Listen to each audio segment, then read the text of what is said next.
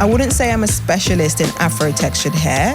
It is a part of my mission to show textured hair in a way that people have never imagined it before. So that is to say, here is textured hair and here's all the things that it can do.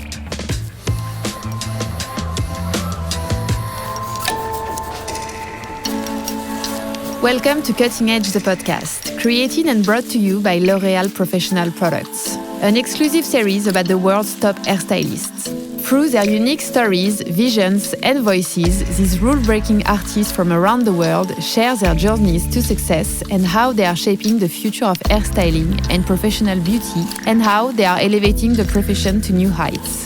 In these 3 new exclusive episodes, we are partnering with L'Oréal Professionnel on the occasion of the iconic Style and Color Trophy competition and meeting their 3 jury members. Today, I am sitting down with Cyndia Harvey, a passionate Jamaican hairstylist based in London who has grown to become one of the world's most in-demand fashion hairstylists. Cyndia discusses her impressive journey and how she has brought greater diversity to the fashion world thanks to her expertise in all hair types. She explores what it takes to be a full-spectrum hairstylist and storyteller, making runways a more inclusive space. She also advocates promoting and supporting female hairstylists. A podcast series produced by L'Oréal Professionnel products. My name is Cyndia Harvey and I am Jamaican. I am a hairstylist and a beauty engineer. I don't know what I am. Oh, I know. I'm playful. My personal mission on hairstyling is to challenge the status quo. Being a hairstylist is fun, hard work, and inspiring. Not very synchronized. Again? What? When I wink, you do it. Okay.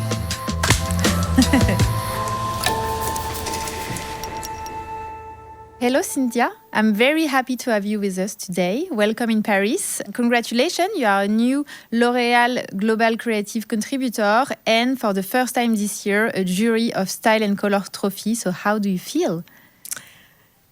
I feel absolutely thrilled to be here for the L'Oréal Professionnel Style and Color Trophy, to be a jury. I feel so honored and I'm most excited just to see the creativity of all the pros who are entering the competition. Yeah, it's going to be exciting. Yeah. And today we're having this intimate conversation in Cutting Edge, the podcast. We already did a season 1 and the idea of this project is to share the most inspiring story of some of the best hairstylists worldwide who are really going to teach their advice to other hairstylists, explain how they came here, what drives their successes. So I'm really curious to have you today with us, really happy and really curious to know more about your past. So if you want to, before we deep dive in your career, I wanted to understand where you came from, what really drives you to beauty, and to understand more about your childhood. Okay, so I guess the genesis of my story begins in Jamaica. Mm-hmm. That's where I was born. That's where I grew up. And I would say that's where the fundamentals of my creativity was really defined.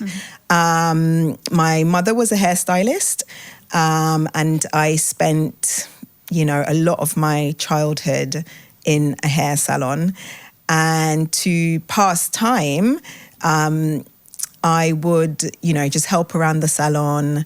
If my mother was training her team, I would join in on the training. I've always been a tactile learner, and so it was really natural. It was really easy for me, and doing a set or a blow dry or anything that was kind of like required dexterity. I've always been very good with my hands. As a child growing up in Jamaica in a very modest environment as well, I had to be creative. My mother didn't have the luxury of buying us expensive toys or generic markers of childhood. I've never owned a Barbie doll, but, I made my own, from scratch. I had my own models, exactly. And I think that kind of ingenuity is something that's so special, and I wouldn't change it for the world, because I think that has really, really informed just my creative process and like how I get from A to B. And also as well, I grew up around a lot of strong female figures. And so they cared a lot about their style and their hairstyle and how they look. There's a thing in Jamaica called dancehall culture, which my mother was a part of. And that's all about, you know, outfits and hair and dancing. And so every week, these really strong female figures would go out and like, you know, do their hair, and the hairstyle would last for the entire week. And it's a work of art. They created things out of not very much. And so I think that's a running kind of like thread throughout my life of just like making things out of very little, like finding abundance in scarcity. Sometimes, you know, you have to work with your parents, you have to help your parents in the familial business, and sometimes it's not very funny. You straight away, you loved it. So when I would be around the salon, it wasn't, you know, I didn't have to do anything. I just wanted to, like I was just really drawn to it. As a child, I've always been very introspective. And so I spent a lot of time on my own and I really loved it that way. Do you know what I mean? It's like, that's how I wanted it to be. Yeah, it was not a problem for you. No, that's exactly how I designed to be. Leave me alone. And yeah, and so I was just drawn to it and I just did it. And then when you're good at something, it makes you feel good. So you want to do it more.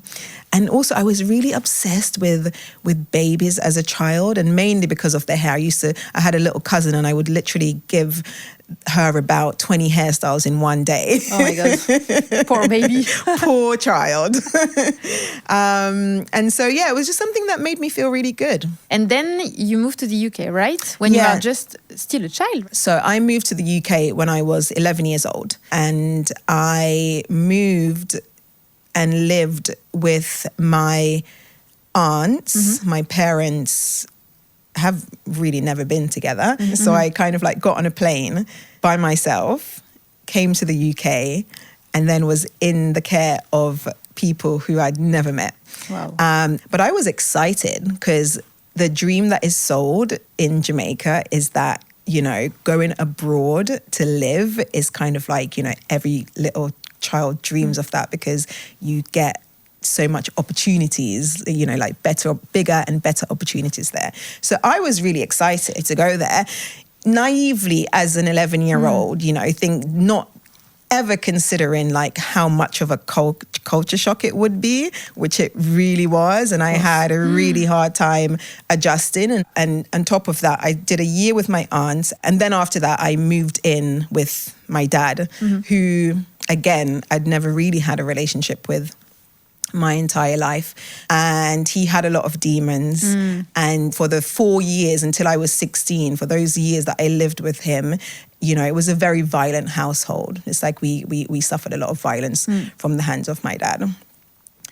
But from having the childhood that I had in Jamaica, you build this resilience, you know, you build this kind of independence at a really early age.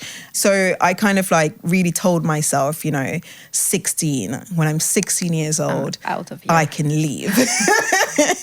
And that sentiment was really what that helped me survive. But so at 16, you were independent enough at 16, financially? And no I don't way, know. I wasn't independent financially at all. But I had a mission. Right. I was leaving regardless. And no turning back. Because it was not good. It was not, there was no going back for me. I would not be here today if I had stayed in that household.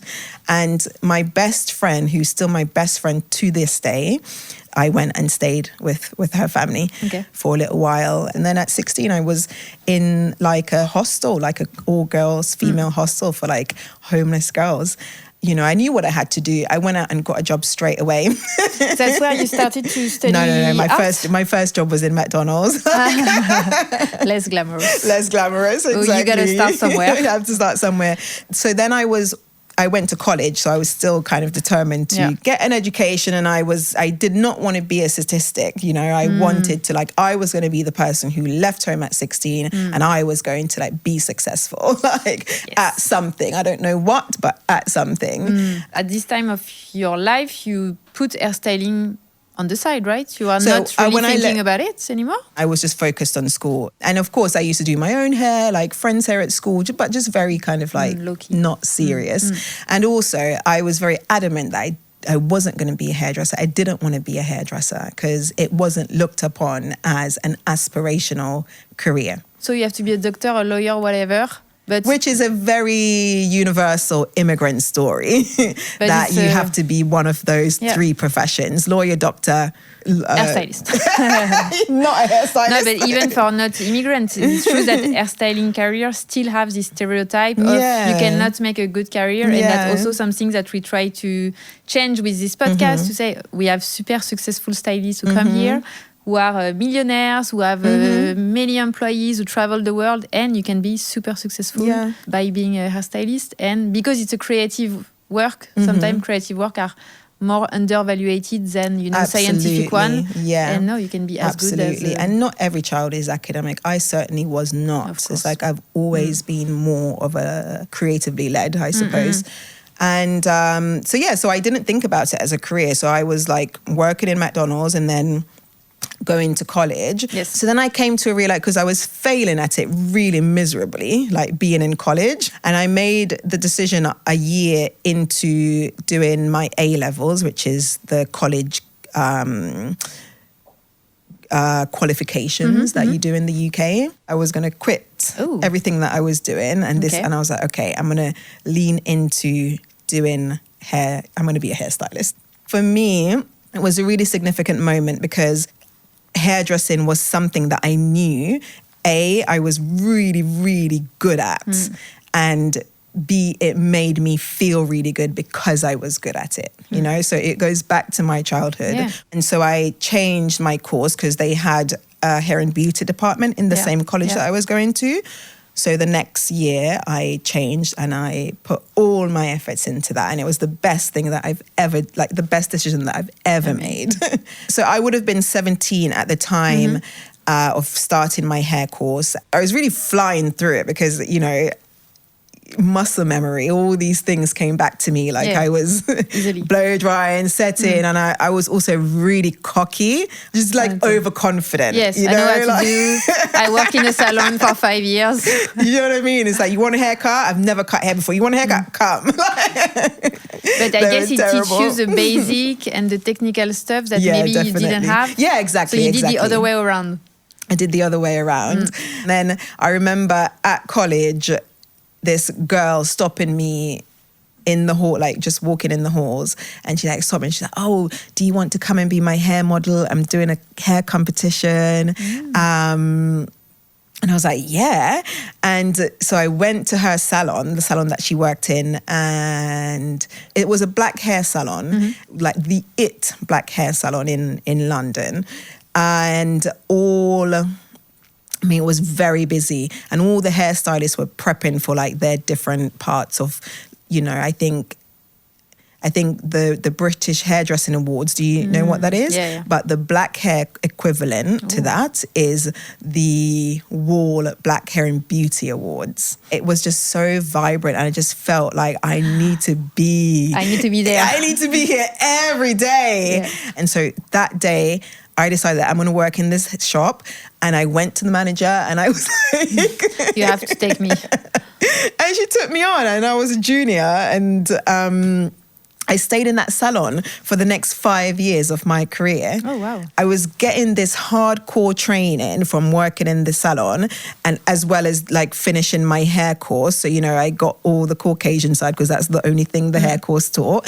But then I was in this salon who just did Afro textured hair. So it was amazing. You had the full spectrum I had the beauty. Full spectrum. It was incredible. It was like being at a soldier camp because the speed at which a black hair salon operates is like nothing else. Yes. You're flying through clients 10, 12 a day, doing really quite not just to wash and blow dry, doing quite like extensive technical treatments. And at that time, I was really kind of like climbing up the ladder. So over the course of 5 years, I had moved up from a junior to a stylist to a senior stylist. Oh, wow. And also was now entering those competitions that, I was first introduced to when working in the salon and winning some, might say. I won quite a few awards. And then I kind of hit a glass ceiling with it because I just wasn't challenged by it anymore. And that's when I decided to step away from the salon. And what I do today, I had no idea that it existed. Yeah, it's two different worlds. You decided to come to work in the fashion industry and you're going to explain why, but you could have decided to stay in the salon world and maybe open your own salon. Yeah. Why didn't you? I have never, ever had a dream of owning my own salon, ever. That's never been one of my dreams. I still don't know why. It's just not something I would ever want to do. You wanted to see something else? Yeah, I wanted to see something else. How did that happen? How did you pass from the local London salon to the fashion show? I was in the salon one day and one of the hairdressing magazines, I was reading one of the hairdressing magazines and it had an article in there from an established hairstylist, James Brown. And it said, what advice would you give, young hairstylists coming up who want to get into this? And he listed these steps. And I was like, I'm going to do those steps. I'm going to write it down. I literally did the exact steps. So the steps were... What are the steps? Tell us. The steps were... Get to know some hairstylists that you like, whose work you like, then reach out, find out which agency they're with and reach out to them and start assisting, basically. And then, because who are the agents? I don't know. He gave some agencies. Oh, nice. No gatekeep. Which was key. That was like the key. Otherwise, I would still not know who these agencies are. So I reached out to the agencies that he had listed in the article and...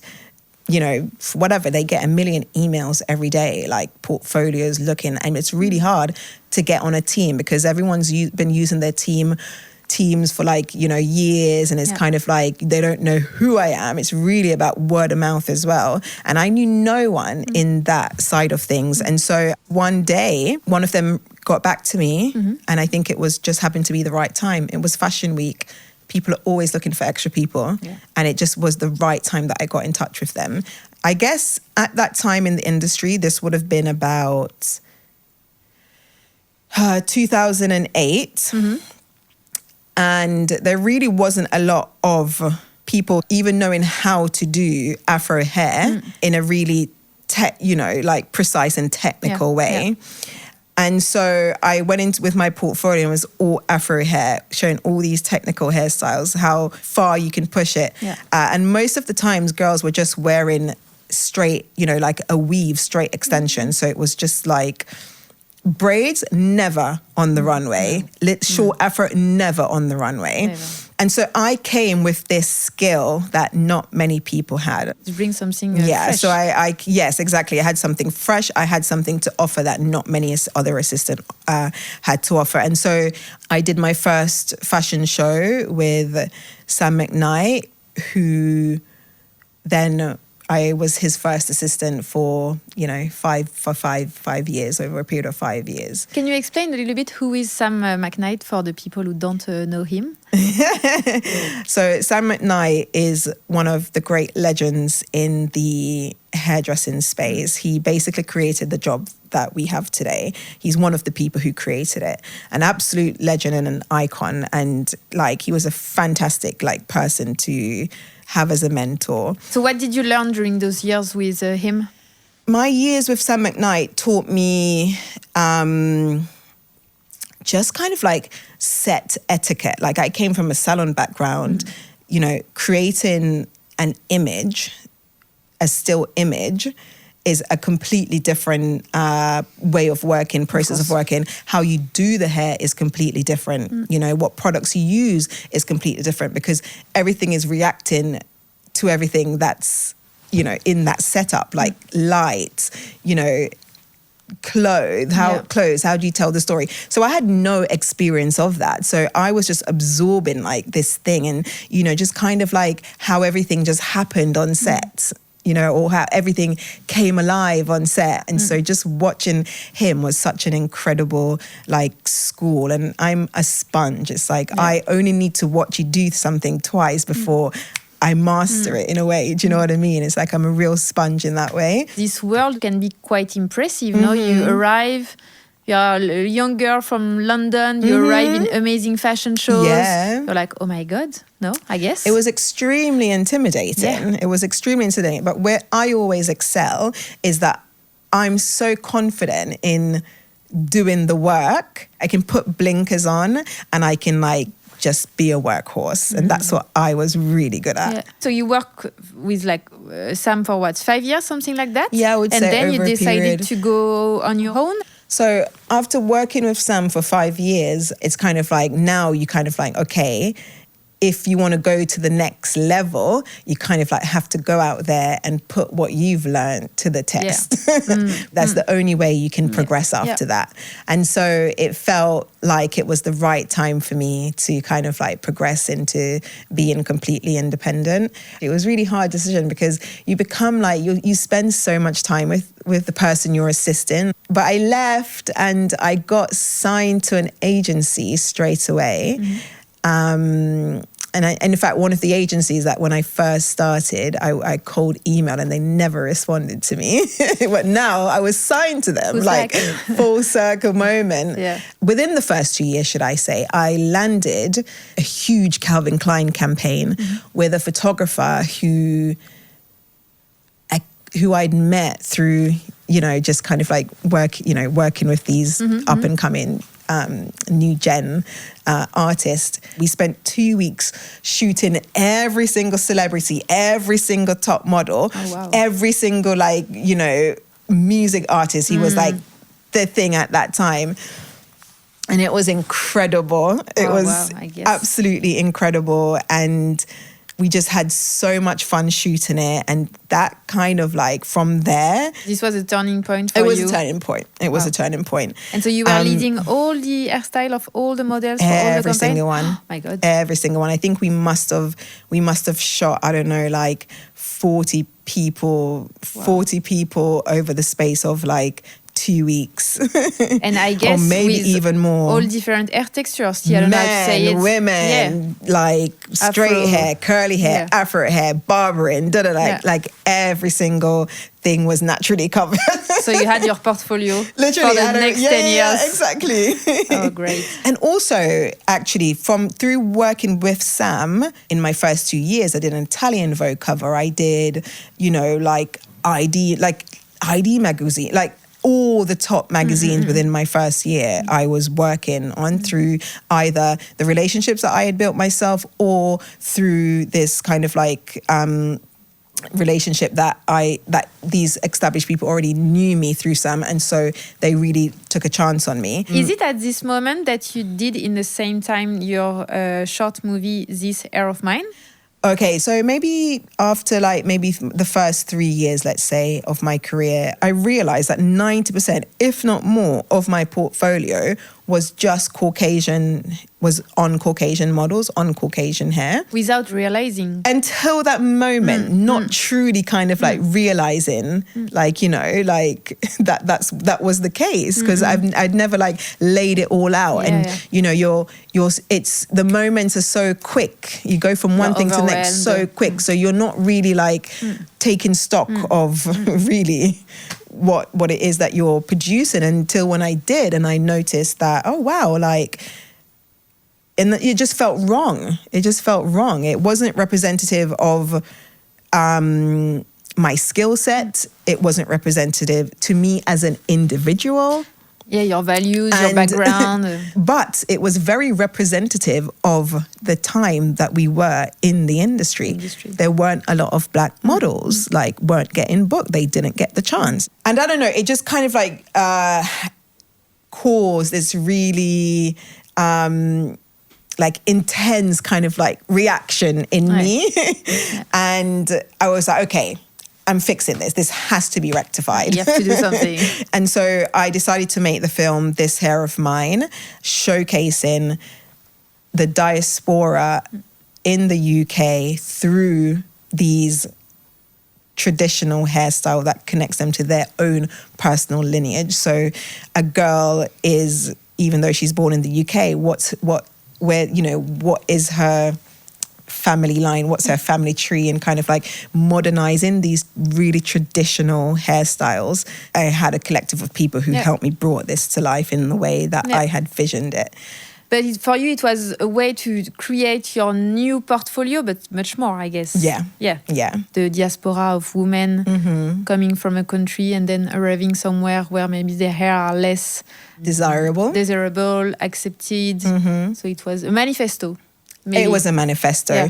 The reason I chose that title is because it's almost like an affirmation. It's like, this hair of mine is beautiful. This hair of mine is strength. This hair of mine is who I am. This hair of mine is my identity. And so it was kind of like, you can put what is this hair of mine?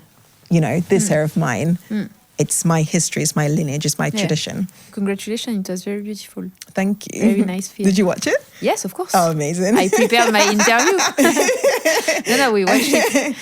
Today, what is a week for you? What different activities do you do? Do you do mostly fashion shows, mostly editorials, mostly brand collaboration? Are you working on something new? Today, I focus primarily on editorial and session work. And so a week in the life could, it ranges from shooting a beauty campaign to shooting an editorial to maybe doing a celebrity or a fashion show. And so it can really, depends on the season. It's kind of like, it's quite seasonal. So after fashion shows come the campaigns for those fashion shows.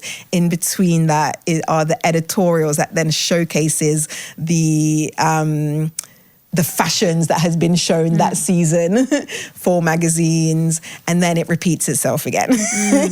And in between that, I do projects like Momu in Belgium. I've done a few projects with them, with like artists and showcasing like hair pieces. So there's kind of like more art facing projects as well. And you did the hair for the Mugler perfume campaign, no? I did.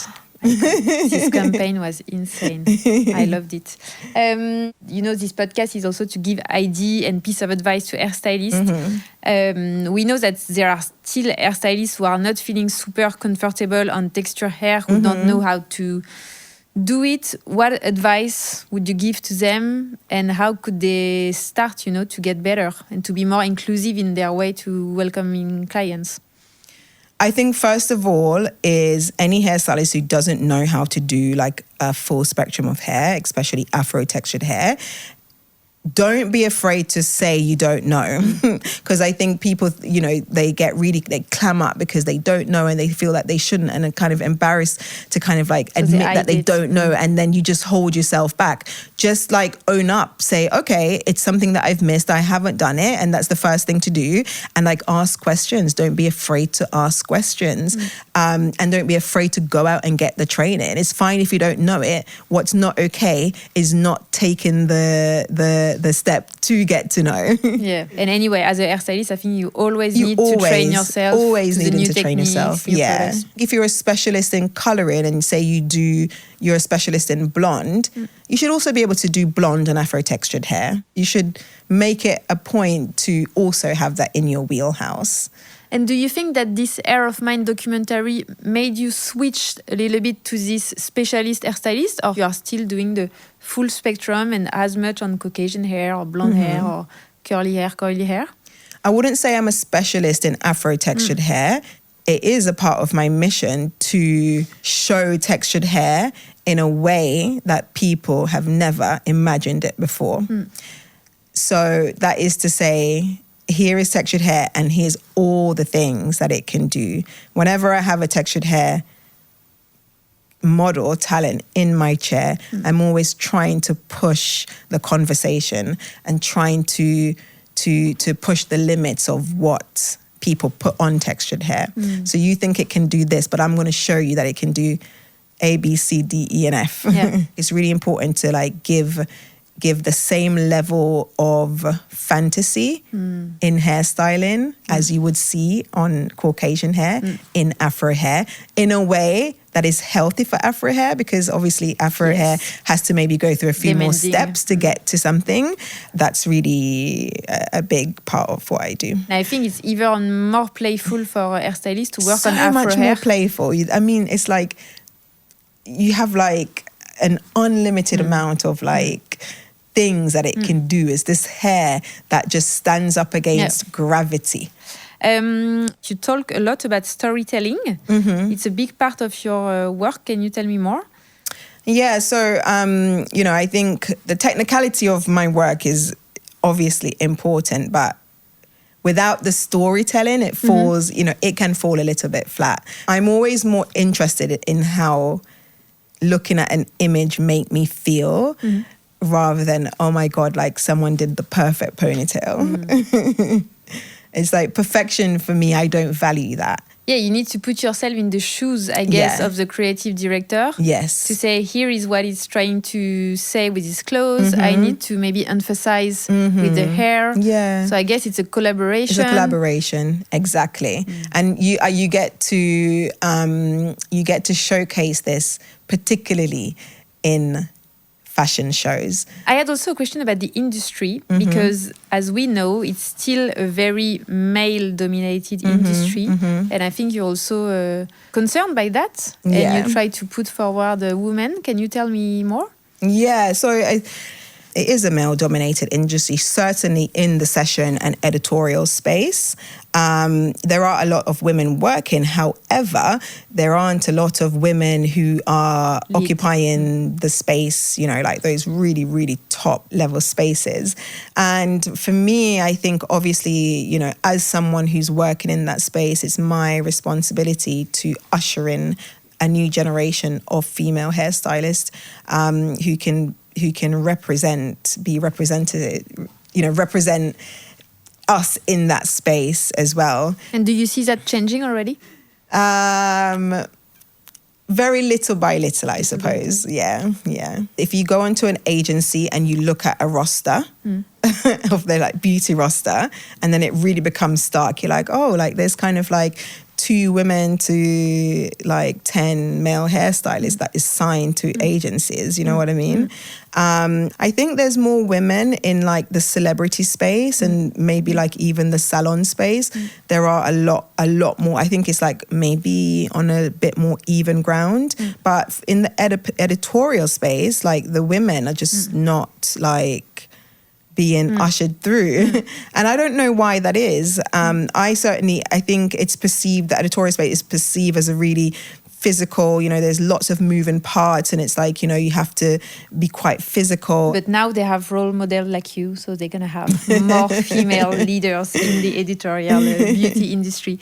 In terms of representativity of texture hair, because you are working in the industry since 15 years now almost? Yeah. Have you seen it change? My role is not just to change the face of what it looks like, like the front facing. It's also like what it also looks like backstage.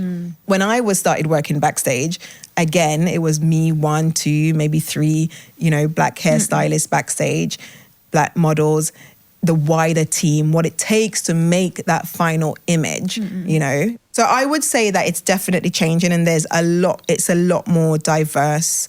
It's a lot more diverse backstage, and it's not so exclusive, I suppose, like this fashion industry. And at L'Oréal, our motto is to say that beauty is essential, and we are convinced that hairstylists are essential.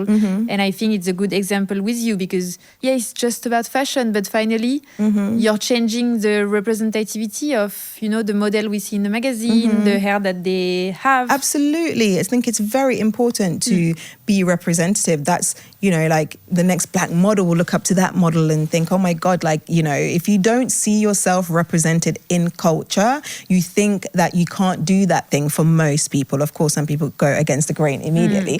But it's kind of like if you see, that welcoming, message, then people will thrive and thrive a lot easier. And I think even that final image that you see on the runway of those models with their braids or with their beautiful afros, it begins from backstage, because also going out on stage as a model, you need to feel good in the hairdressers, in the hairstylist chair. You know what I mean? And if they're sat in front of someone who they're confident, knows their hair type, going to do a really amazing and beautiful job, that's going to give them this confidence that then just make the whole thing so much better. You'll see that in their face, you know? Of course.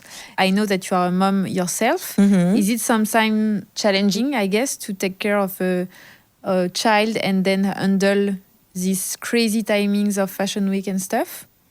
It can definitely be a bit challenging to have a job that requires all of you, you know, if you're on set, you can't really be busy, texting your nanny, is he okay, because your full attention is required, especially with hair, because hair moves. So every minute, you cannot have your eyes off it. I'm also a single mum, so I'm doing it, by myself, but luckily I have great people around. A village around you? Yes, I've literally curated a village because I know, okay, if I want to go back into the workforce, the level that I left is kind of I have to have people where I trust at home, where if I don't speak to my child all day, I know that he's absolutely fine for whatever reasons. It's never happened that I've not spoken to my child all day. But if it needs to happen, it's I trust, that he's safe and he's okay and really happy. And you started your career in the salon. That was super helpful for you. How is it useful for you today? Speed. Yeah. Agility. Speed, madness. agility, chaos. Very good at dealing with chaos. Because sometimes you go onto a shoot and you've been talking to the stylists and photographers for weeks in advance. You think you know exactly what you're going to do. And no. And something throws it out of whack and you have to completely pivot. And I think working in a salon has prepped me backstage for how you have 3 hours sometimes to get 40 models ready. You know what I mean? I don't know if you know, but in the UK, it's where they are the most freelance hairstylists in the world. Really? So really stylists are shifting from a salon model to a freelance model. So you are what we can call a freelance. What are the pros and cons of today being independent rather than working in a salon for you? I think that it depends on what lifestyle you want. I don't think, one is better than the other. It's really just a personal preference. The most obvious pro and con would be that if you work in a salon, you have a steady income. No, but that's really something to consider. But perhaps the con is that it lacks that kind of creativity versus working freelance where you can be, or working in an editorial space where you can be more creative and you're just creating characters as opposed to fulfilling someone's personal style or taste, which might not necessarily be yours. What do you think still makes, salon such a special place for people today? I think a salon is kind of going and getting a big hug. I occasionally just love going in. I one of my favorite things to do is just get my hair washed. It's a safe space. And especially now, a lot of salon is being built around communities and very specific communities. So I think, the salon will always have a place in society. Yeah. And we talked about it a little bit. So we said how the industry has evolved. How do you hope it will evolve in the next years? Well, I think hairdressers potentially feel a threat against AI, especially when you're creating a still image, lots of companies are now using those technologies to do their campaigns and, without having a creative team. So there's kind of a imminent threat in that terms. But I think as a future thing, for me, a skill can never be replaced. So I think hairdressing as a profession is always going to have a place. in the future, no matter how much we evolve or devolve. And I think for the younger generation, I think my advice for people is that you can really curate your career how you want it to be. It doesn't have to be you go to a salon, you're a junior, then you're a senior stylist, then you're I think as long as you have the fundamentals of what hairdressing is, I think you can, with social media, with all these tools that you have available to you now, you really can curate it how you want to create it. What I will say is that there's absolutely no shortcut. You have to work hard, you have to put the work in, you have to put the practice in. Because I think what happens a lot as well is that someone can make a really beautiful Instagram page and then behind you think they're really great, and then you work with them and you're like, oh wow, that's like interesting, that's shocking. So I think do not skip on, the grafting. What are your advice, for young hairstylists to work, obviously? To really know your practice, to really kind of know it inside out. Put the work in, put the graft in. Of course, networking is really important. Meet people, and it's really easy to connect now. First, know everything before you decide to specialize in anything, I suppose. For me, I'm not interested in virality. What I'm interested in is longevity. The careers I admire are the careers that is 30 years strong and you're still able to sustain the level that you're sustaining. It's easy to go viral. But virality is it's fleeting. Yeah, it's fast. Yeah, it's fast. So me, I really value longevity. It's about creating longevity in your career. That's for me is a brilliant hairstylist. What would you say to your younger self? To my younger self, I would say take a deep breath and don't escape the feelings that you're feeling in those moments. Thank you so much. Thank you.